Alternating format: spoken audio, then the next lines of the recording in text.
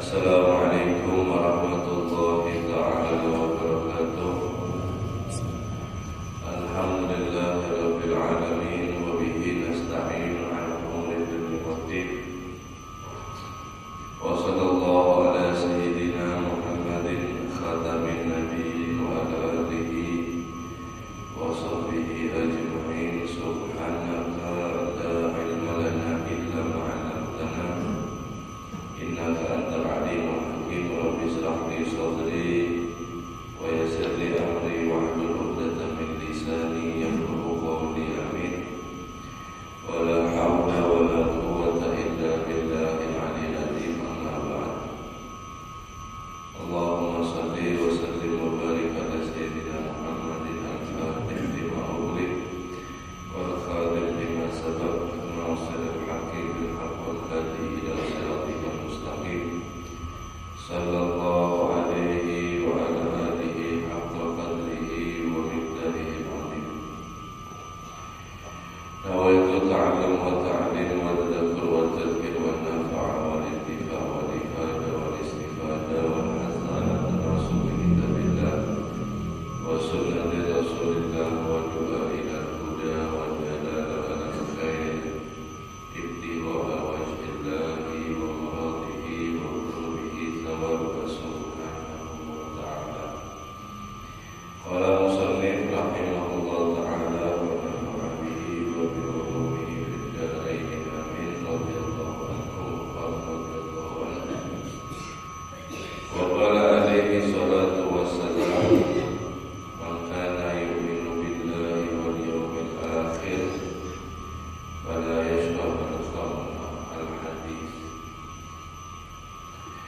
Alhamdulillah, hadirin bersyukur kepada Allah Subhanahu wa taala kembali sebab karena rahmat karunia Allah Subhanahu wa taala yang telah mengizinkan kita untuk beribadah kepadanya, untuk menambah ketaatan amal saleh kita, sehingga alhamdulillah sama-sama kita bisa kembali berkumpul di Masjid Baitul Rahmah ini dalam keadaan insyaallah sehat lahir dan juga sehat batin.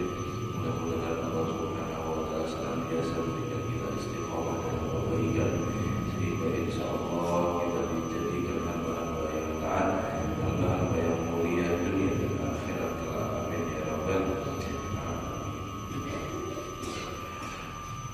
Masih membahas tentang tahrimul khamr, keharaman daripada al-khamr, minuman keras atau kullu muskirin, setiap sesuatu yang menyebabkan hilangnya akal atau mabuk. Mengenai hal ini Rasulullah sallallahu alaihi wasallam bersabda, "Maka barang siapa yang ada yu'minu billah, keimanan kepada Allah, wal yawmil akhir, dan beriman kepada hari akhir, fala yashrabul khamra, maka mereka tidak akan meminum daripada minuman keras atau alkohol atau sesuatu hal yang memabukkannya." Al-hadis.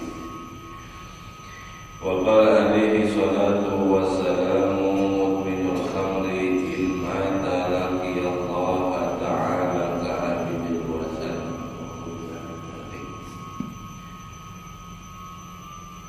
Pecandu minuman khamar, pecandu minuman keras, atau pecandu sesuatu hal yang membuat dia memabukkan. In mata, kalau dia mati dalam keadaan tersebut, laqiyallaha ta'ala ka'abidil wasan, maka kelak dia akan bertemu dengan Allah Subhanahu wa taala, akan dibangkitkan seperti penyembah berhala.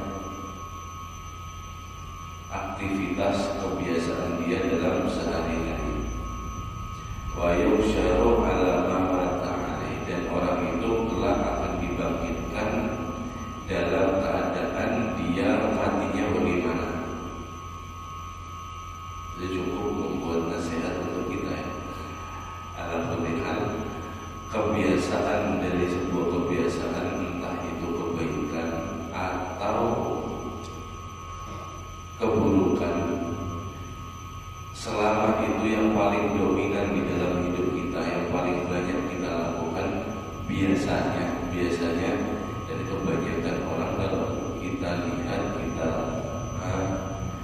melihat orang yang sudah meninggal mendahului kita, itu biasanya kebiasaan itulah yang terakhir dia gawe.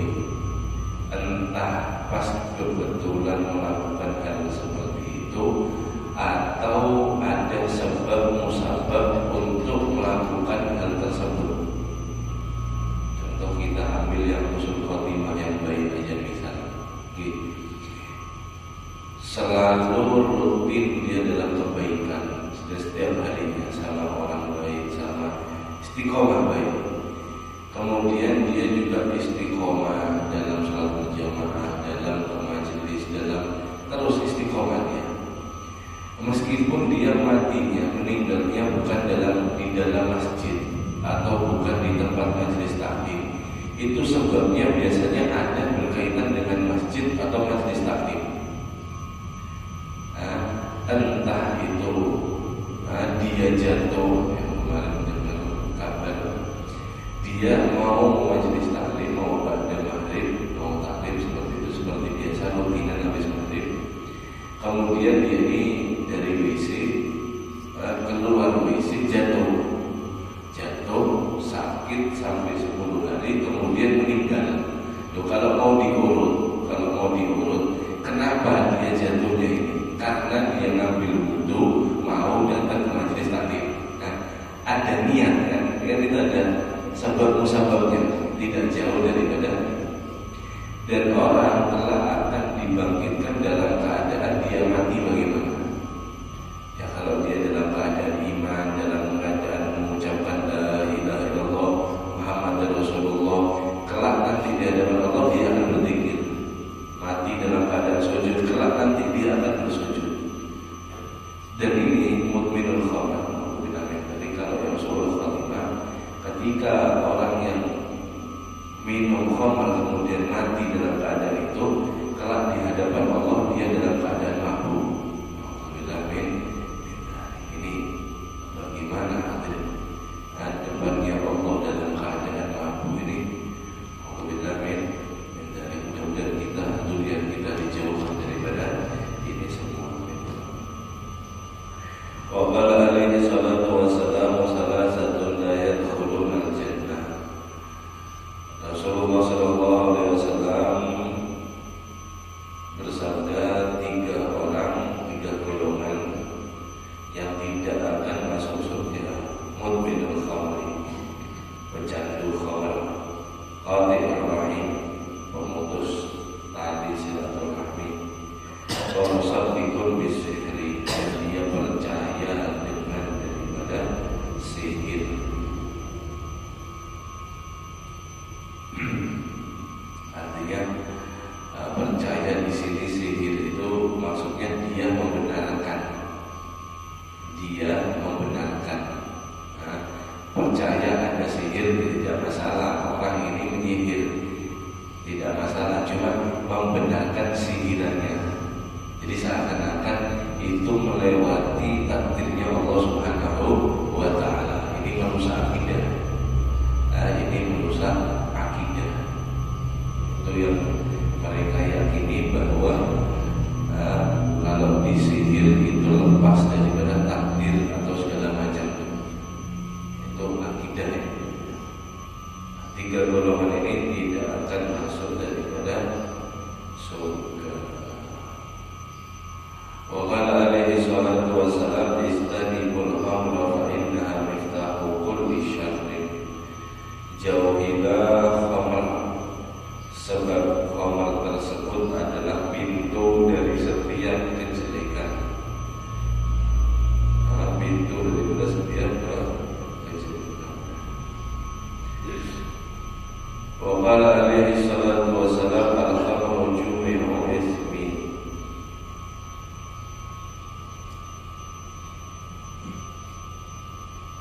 Khamr itu adalah kumpulan daripada sebuah dosa. Wan nisa'u habailu syaitan, dan perempuan itu adalah jeratan daripada syaitan. Ini bukan perempuan yang solehah, ini perempuan yang benar-benar niat menggoda laki-laki supaya masuk ke ranah daripada zina. Laki itu ketika dia digoda atau terpancing itu daripada talinya syaitan untuk mendapatkan perzinahan tersebut dengan nisa, dengan daripada perempuan. Wa hubbud dunya ra'su kulli khati'ah. Adapun cinta dunia itu pangkal dari setiap, yaitu kejelekan atau dosa atau kesalahan. An Ibnu Abbas radhiyallahu anhu qala, dari Sayyidina Ibnu Abbas radhiyallahu anhu qala, lama hurrimat hamru masa ashabu Rasulillah sallallahu alaihi wasallam ba'dahum ila ba'di. Ketika diturunkan daripada larangan minum khamr ini, para sahabat Rasulullah sallallahu alaihi wasallam saling berjalan, artinya mendatangi ba'dahum ila ba'din, di antara mereka dari sebagian daripada mereka. Waqalu, dan mereka berkata kepada teman-temannya sendiri, hurrimal khamru wa ju'ila idlan lisyirki, telah diharamkan minuman khamr dan pelaku meminum daripada dosa tersebut dijadikan oleh Allah Subhanahu wa taala, yaitu permisalan dosanya seperti syirik. Apabila misalnya fi ismi, itu di dalam dosa setara syirik dengan khamr. Wa qala alaihi salatu wassalam, man syaribal khamra kharaja nurul iman min jawfi. Barang siapa yang meminum khamr maka keluar cahaya iman dari hatinya. Wa qala alaihi salatu wassalam, man syaribal khamra saqahullah min hamim jahannam. Barang siapa yang meminum khamr maka Allah akan meminumkan kelak nanti air panas yang di dalamnya neraka jahannam. Wa qala alaihi salatu wassalam, Rasul sallallahu alaihi wasallam bersabda, kullu muskirin haram, setiap sesuatu hal yang memabukkan haram. Ini haramnya narkoba nanti maksudnya di sini ya. Kalau tadi khamr itu biasanya ini kan tidak masuk narkoba, kan ini kan bukan minuman. Tapi ada kullu muskirin haram, setiap sesuatu hal yang memabukkan itu hukumnya haram. Sudah titik. Itu nanti masuk berataan. Hatta meskipun lem yang asalnya halal tapi disalahgunakan jadi haram. Kenapa? Sebabnya yang memabukkan tadi itu. Bensin yang tidak ada masalah apa-apa ketika disalahgunakan sama orang ditiup-tiup akhirnya sampai mabuk, ya haram. Meniup itu hukumnya haram. Kullu musykin, setiap sesuatu hal yang memabukkan haram. Wa inna 'ala Allahi 'ahdan lima syuribal khamr, dan sesungguhnya Allah Subhanahu wa taala memiliki janji kepada orang-orang peminum khamr dan pemabuk yang musykir tadi itu, an yashqiyahu min dinatil khabar. Allah akan berjanji kepada mereka akan diminumkan air khabar. Qalu, para sahabat, ya Rasulullah, ma wa madinatul khabar. Bertanya para sahabat, apa tanah khabal itu, apa khabal? Qala arabu ahli nar au usarati ahli nar.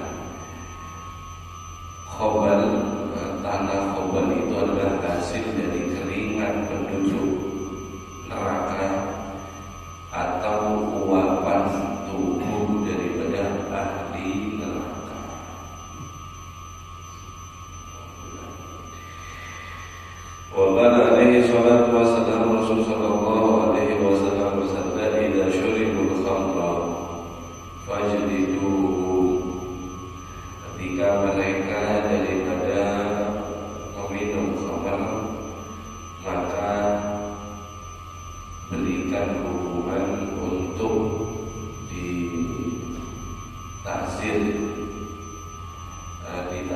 dicampur. Summa in syuribu fajliduhum, kalau dia minum lagi campur lagi. Summa in syuriba fajliduhum, kalau dia minum lagi campur lagi. Summa in syuribu faqtuluhum, kalau dia masih minum lagi maka bunuhlah mereka. Qala al-Hafidz Mundhiri rahimahullah, berkata Imam Hafidz Al-Mundhiri, semoga Allah merahmati, qatlu syaribil khamri qad ja'a fi ghairi ma wajhin sahih wa huwa mansukh. Ini perlu diperhatikan, membunuh peminum khamr ini benar-benar tidak datang dari hadis riwayat yang sahih, dan ini adalah mansukh, terhapus, tidak ada ceritanya hukum seperti ini, kata beliau. Jadi tidak boleh sampai ini hadis tidak sampai sahih, jadi tidak boleh dijadikan hukum. Yang boleh itu ya tadi itu fajlidu. Nah, kalau di dalam Islam kriminalnya minum khamr itu 100 sampai 100 cambukan. Nah, jadi kalau hari ketahuan minum khamr sama polisi, zamannya Khalifah dulu Rasulullah SAW, kalau ketahuan petugas misalnya atau ada orang yang melapor minum khamr itu dialun-alun gitu. Nah, dialun-alun dieksekusi untuk dicambuk.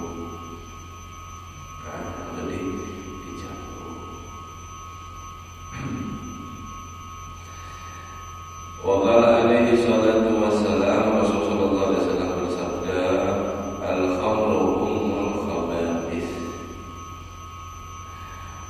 Khamr ini adalah ibu daripada kejelekan. Ibu, induk ya, induk daripada kejelekan.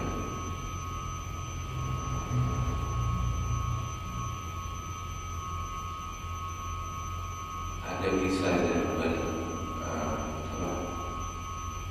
Barsiso atau Barsiso seperti itu. Dia ini ahli ibadah. Wallahu a'lam. Ini cerita sangat menakutkan. Ini nyata, kisah nyata, untuk menjadikan kita supaya tidak pernah merasa lebih baik atau merasa baik ketimbang yang lain. Dan ini Barsiso, saya tidak mengatakan dia merasa lebih baik dari yang lainnya, wallahu a'lam, saya tidak tahu. Cuma ini riwayat ada dan benar-benar nyata. Dia ini ibadahnya itu luar biasa. Siang puasa, malam itu sholat, luar biasa ibadahnya, luar biasa. Akhirnya satu waktu setan ini kada tahan sama dia. Ini gara-gara Barsiso ini, orang ini banyak yang menuntut, banyak yang ikut sama dia, banyak yang ini. Saya mau mengganggu Barsiso ini. Nah, perlu diketahui hadirin, setiap daripada kita punya iman itu levelnya macam-macam godaannya. Ini Barsiso ini saking kuatnya dia, tapi subhanallah, biidznillah, setan itu akhirnya masuk di musholahnya dia. Singkat cerita, dia ikut ibadah mengalahkan Barsiso. Jadi ibadah ditandingi, Barsiso ini kalah. Dia sudah kada tahan, mau istirahat. Si iblis, setan tadi itu, yang dia itu sifatnya makhluknya mukhalafah, bisa berubah-ubah, dan dia waktu itu wujudnya daripada manusia. Kemudian dia menangis sampai mengalahkan Barsisu. Ini Barsisu ini heran. Aduh, saya berpuluh-puluh tahun ibadah di sini nih, kadang ada rasanya yang bisa mengalahkan ulun nih. Ini orang ini siapa ini? Akhirnya beberapa hari penasaran Barsisu ini. Dipanggillah orang ini, bulan sini tahan. Kemarin saya lihat sehari, 2 hari, 3 hari, 4 hari, sampai ini kada putus-putusnya ibadah sama Allah. Sampai ini kada putus-putusnya untuk menangis karena Allah Subhanahu wa Ta'ala. Hebat sampai ini. Hebat sampai ini kata Barsisu. Dijawab oleh setan tadi, tidak. Saya ini adalah orang yang buruk. Saya ini adalah pelaku maksiat. Saya ingin bertobat. Wahai syekh, wahai guru, katanya si setan ini, tuntun saya ke jalan yang benar. Mulai akhirnya Barsisu penasaran, apa yang telah kamu lakukan? Katanya si orang tadi ini, aku ini adalah pecandu khamr, aku ini adalah pezina, aku ini adalah pembunuh, aku ini kriminal, macam-macam. Semua sudah aku lakukan. Barsisu kaget dengar jawaban seperti itu. Loh, iya ya. Makanya kamu menangisi dosa-dosa kamu kan? Katanya setan tadi, enggak. Engkau Barsisu kuat untuk beribadah, tapi kalau masalah nangis itu menang ulun. Kenapa sebabnya? Sebabnya sampai tidak pernah maksiat dan saya ini ahli maksiat. Saya tahu rasanya, makanya saya bersalah, saya nangis. Ini logikanya kelihatan benar sampai sini. Karena dia Barsisu tidak merasakan dosa, akhirnya dia tidak nangis. Kemudian si setan ini yang merasa selalu berdosa, kemudian selalu menangis. Ini jebakan. Singkat cerita, Barsisu ini diajak sama setan. Segini saya ajak sampean untuk maksiat supaya kita lagi bertaubat kepada Allah. Akhirnya kita sama-sama nangis sama Allah. Tapi kita maksiat dulu. Maksiat dulu. Barsisu mikir, iya benar ini orang. Ibadah cuma ilmunya ini simpang siur ulang ya. Akhirnya dia ayo maksiat apa? Mau apa?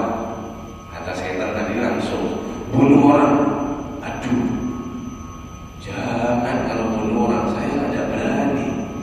Bunuh orang itu dosanya seperti ini. Ya sudah, saya zina, ayo kita zina. Waduh, satu kampung ini orang-orang ini kenal saya, semua tahu. Masa saya mau zina ke tempat institusi seperti itu? Coba saya. Kata setan apa? Ya sudah, saya gini aja. Kita ke warung pinggir kota, pinggir desa. Itu di sana ada warung, ada binian di sana yang berjualan khamar, minuman keras. Ini pembahasan kita, khamar. Kita minum khamar 1-2 gelas, kemudian kan kita sudah maksiat sama Allah, kemudian kita beli. Bagaimana saya? Mau saya? Nah, itu masuk akal ya. Ayo. Niatnya apa? Tolak, berangkat, minum 1 gelas atau 1 teguk, 2 teguk, 3 gelas, terus selesai minum khamar mau beli gitu saja. Singkat cerita, sampai Barsisu ini di warung, pesan khamar 1, dituangkan sama orang-orang, dituangkan, diminum khamar 1 gelas, 2, tidak puas, tidak puas, akhirnya bertambah 3, 4, mulai sampai mabuk. Sudah mulai mabuk, banyak khamar masuk, daripada itu khamar akalnya hilang. Kan khamr ini kan kita diberikan rezeki akal oleh Allah, kan dihilangi sama peminum khamr ini supaya hilang akalnya. Ketika akalnya hilang, syahwatnya naik, ngelihat binian yang jaga baru. Nah, wah cantik ini binian. Oh binian ini. Mampu sudah keadaan khamr menguasai dia. Akhirnya apa? Minta maaf. Dalam kisah nyata, dalam keadaan tersebut bersisu memperkosa ini perempuan. Nah, kriminal. Mulai dari khamr 1-2 gelas sampai perzinahan yang memaksa. Kemudian setelah kelihatan daripada setelah melakukan itu, minta maaf, datang entah itu suami atau orang, dalam riwayat itu suami atau orang. Akhirnya dia terpojok dalam keadaan satu tempat. Aduh, saya ketahuan. Ini kalau sampai daripada ke masyarakat, sumpah saya. Akhirnya apa yang dia lakukan? Perempuan ini dia bunuh. Si orang tadi yang melihat dia bunuh. Dari jauh ada orang ketiga melihat perlakuan semuanya daripada Barsisu ini. Lari dia, kasih tahu kepada orang-orang kampung. Akhirnya digerebek, ketangkap basah kan Barsisu. Oh, double sudah maksiatnya, kriminalnya. Ini sudah diarak sama orang kampung, diikat, macam-macam sudah ditaruh tengah-tengah lapangan seperti itu. Akhir ceritanya datang ini orang yang ngajak dia maksiat. Setan tadi itu datang lagi kepada dia di hadapan dia, dan dia ini kaget. Barsisu ini kamu ini kemarin yang ngajak saya yang maksiat ini, kemana aja kamu, kok tidak nolongin saya? Kemudian dia mengakui, ketahuilah wahai Barsisu, aku ini bukan manusia, tapi aku ini iblis yang sengaja emang mau menggoda engkau. Sudah dalam keadaan yang dikelilingi masyarakat, dalam dirimu macam-macam, dalam keadaan genting. Seperti ini aja katanya si setan. Sampean sekarang mengakui bahwa sampean ikut saya, sampean tidak menyembah Allah, dan saya sekarang ikatan tali ini saya keluarkan sampean. Saya selamatkan dari orang kampung yang mau bunuh sampean semuanya. Cuma sampean berikrar, janji kalau sampean tidak menyembah Allah dan ikut saya. Barsisu di saat itu hanya apa? Mengangguk, kepalanya mengangguk. Pas mengangguk itu nyawanya pas dicabut sampai sudah meninggal dalam keadaan suhul khatimah, keluar daripada Islam dan iman meskipun dengan isyarat. Ini menunjukkan hadirin, ini bukan satu hal yang biasa. Kelihatannya apa pertamanya maksiatnya kalau kita dalam bab ini 1-2 gelas khamr. Awalnya dari 1-2 gelas khamr, tidak puas, mabuk, syahwat naik, dilampiaskan, dalam keadaan terpojok, membunuh orang, seterusnya tidak berrentet. Makanya kata Rasulullah SAW, al-khamru, khamr itu umul khaba'is, induk daripada kejelekan berantakan. Dari inilah tumbuh nanti 1000 kriminal, macam-macam saja. Alhamdulillah, kita habiskan hadisnya. Waqala alaihi salatu wassalam, man syariba al-khamra fid dunya wa lam yashrabha fil akhirah. Siapa orang yang minum khamr ada di dunia, dia kelak tidak akan minum khamr nanti di surga. Waqala alaihi salatu wassalam, man syariba al-khamra wa lam yaqbilillahu lahu salatan arba'ina sabahan. Siapa orang yang minum khamr, maka dia tidak akan diterima sholatnya selama 40 hari 40 malam.